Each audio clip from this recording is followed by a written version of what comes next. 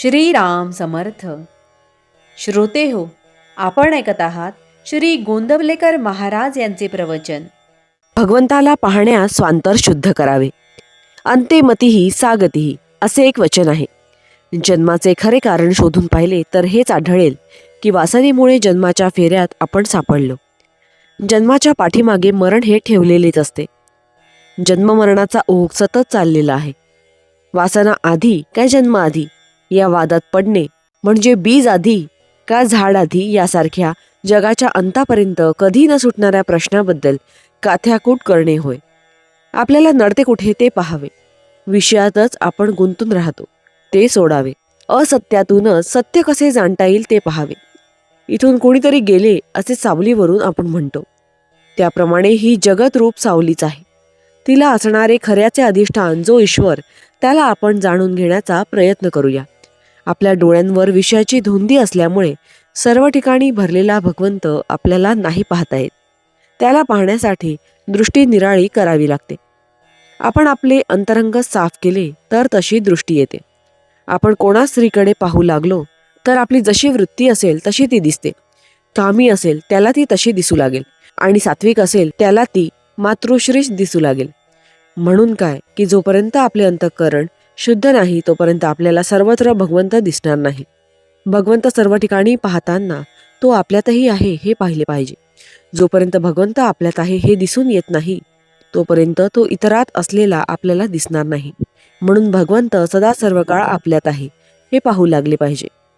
सद्गुरू सांगेल तसे वागावे, त्यामुळे आपला अभिमान नाहीसा होतो.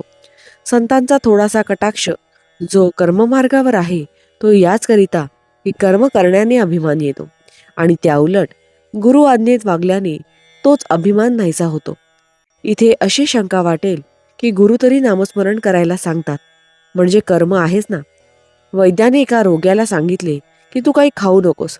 त्याला वैद्याने औषधाच्या 3 पुड्या दिल्या आणि या 3 वेळा घे म्हणून सांगितले.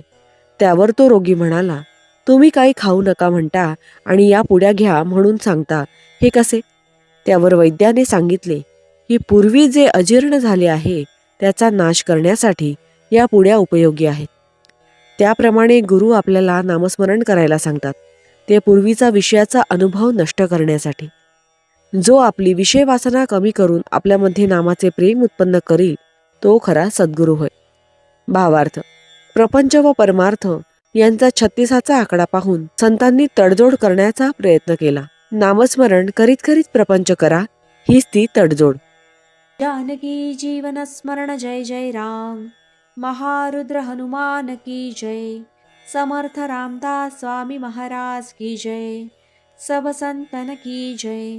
श्री अनंत कोटी ब्रह्मांड नायक राजाधिराज सच्चिदानंद सद्गुरु श्री ब्रह्मचैतन्य महाराज की जय. जय जय रघुवीर समर्थ. आता आपण 13 वेळा नामस्मरण करूया. श्रीराम जय राम जय जय राम. श्रीराम जय राम जय जय राम. श्रीराम जय राम जय जय राम. श्रीराम जय राम जय जय राम. श्रीराम जय राम जय जय राम. श्रीराम जय राम जय जय राम.